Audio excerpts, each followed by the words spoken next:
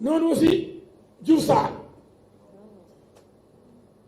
un cadre ki muy seqal liggéey yéen xam ngeen Barthélémy Dias nu mos a liggéey Sénégal wala bu nga xamalee fu mos a liggéeyee rek moom fu mos a liggéeyee wala boo ko rek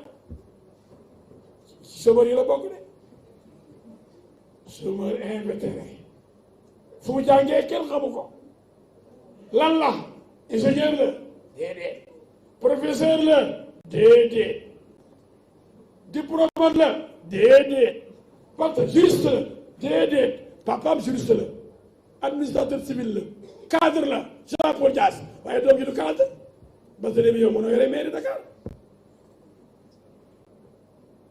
lu tolli Dakar di ko jox am américain tamit baxta américain la xam ngeen ko yow ay France dégage dañuy wax Amérique dégage ñoo bokk kan sama gars yi ñoo naa fekk yow américain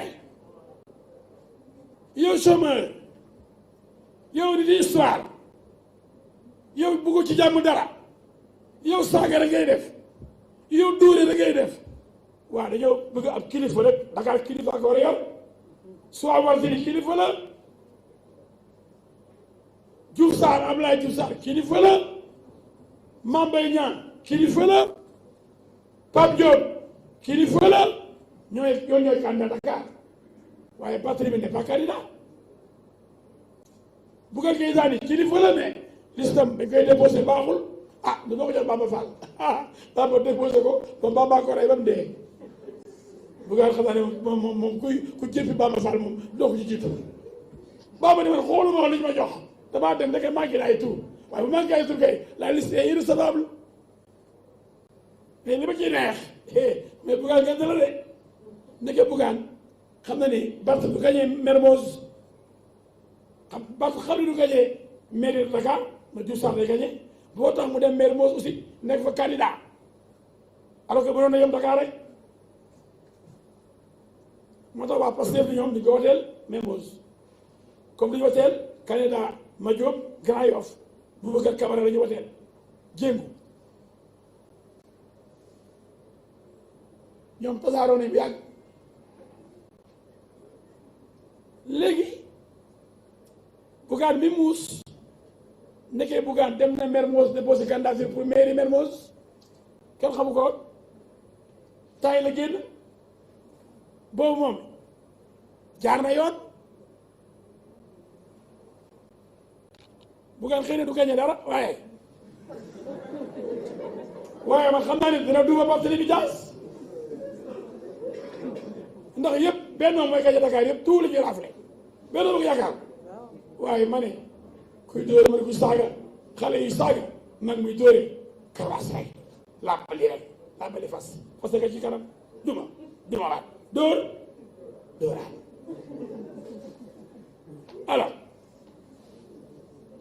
ce qu'il faut retenir au niveau de Mermoz, Barth n'a jamais gagné Mermoz. Vous ne le saviez pas. Lors des dernières élections locales, tellement Barth était impopulaire, Khalifa Sall l'a placé à la 6e place. C'est Soham Wardini qui est tête de liste à Mermoz pour Khalifa Sall. Taxawu Dakar. Barth était maire sortant de 2009 à 2014. 2014, on n'a pas osé le placer à la tête de la liste. C'est un échec. Un maire sortant, comme Mariama Sarr à Kaolack, on l'a dégagé pour mettre, je crois, son ex-époux. C'est un échec. Barth a été dégagé. Vous avez vu cet ancien des comptes rendus. Les populations qui étaient en train de le maltraiter pendant ces tournées-là, ces visites dans le quartier de Sacré-Cœur. Les gens n'aiment pas Barthélémy Dias là-bas. Ils disent qu'il est arrogant, qu'il est trop suffisant, il est trop jeune, il n'est pas mûr, il ne peut pas être leur maire. Et ils ont élu Soham Wardini.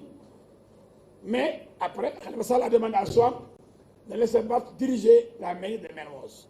Donc c'est Soham qui a été tête de liste majoritaire. Si on n'avait modifié le code avant ces élections-là, en 2014, c'est Soham Wardini qui aurait été maire de Mermoz et non Barthélémy. Barthélémy, c'est l'apparat, il fait semblant, crier, de l'activisme débordant, sans rendement aucun. Trop de bruit, ce sont les tonneaux vides qui font trop de bruit. Soham Wardini, par exemple, Diouf Sarr, personne ne les entend. Ceux qui travaillent, comme Macky Sall, on ne les entend pas. Mais ceux qui sont des, comment on les appelle? Les animaux là, les perroquets. Les perroquets de la politique, comme Sonko, Barthélémy et autres, on les reconnaît. Les Sénégalais veulent des gens responsables. Khalifa Sall, il était responsable. Il était sage. Il était mûr. Et il a été élu. Barth est agité. Il est arrogant. Il est suffisant. Alors, comment peut-on élire un jeune comme ça pour diriger une ville comme Dakar, la capitale du Sénégal, qui doit discuter avec le chef de l'État, qui doit aller à l'aéroport pour accueillir des autres, accueillir des chefs d'État avec le président de la République. Pour cela, il faut être civilisé. Il faut être clean, gentleman. Il faut être raffiné et non violent, arrogant, virulent dans les propos. Non, Dakar votera Diouf Sarr, Benno Bokk Yakaar, pour qu'il y ait synergie des forces entre l'État et la commune, qu'il y ait une grande complicité pour le développement de Dakar, cette belle ville de l'Afrique occidentale. Alors,